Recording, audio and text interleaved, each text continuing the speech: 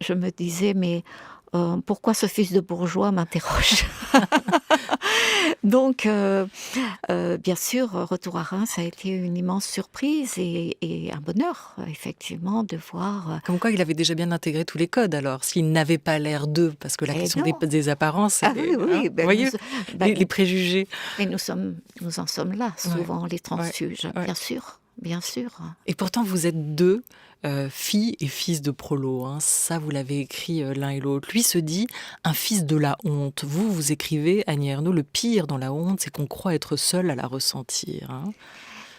Oui, c'est même effectivement la caractéristique de la honte, c'est brusquement, tous les autres vous font honte au fond, Mmh. voilà.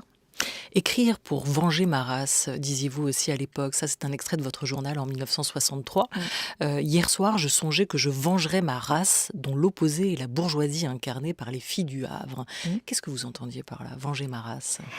Alors, je pense que enfin même je suis sûre que la phrase de Rimbaud: «Je suis de race inférieure de toute éternité», a commandé, l'expression «venger ma race» mais c'était en fait, je n'aurais pas pensé à écrire ma classe.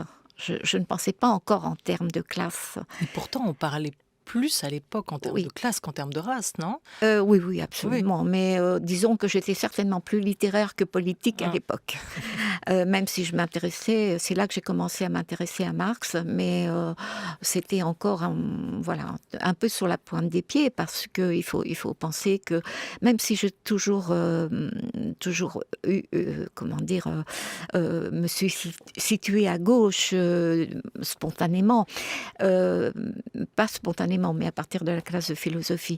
Il est certain que j'évoluais dans le milieu petit commerçant de mes parents et qui était, «Ah, il ne faut pas d'idées politiques, il ne faut pas s'exprimer, sinon on va plus avoir de clients», et cetera. Donc c'est toute une évolution quand même.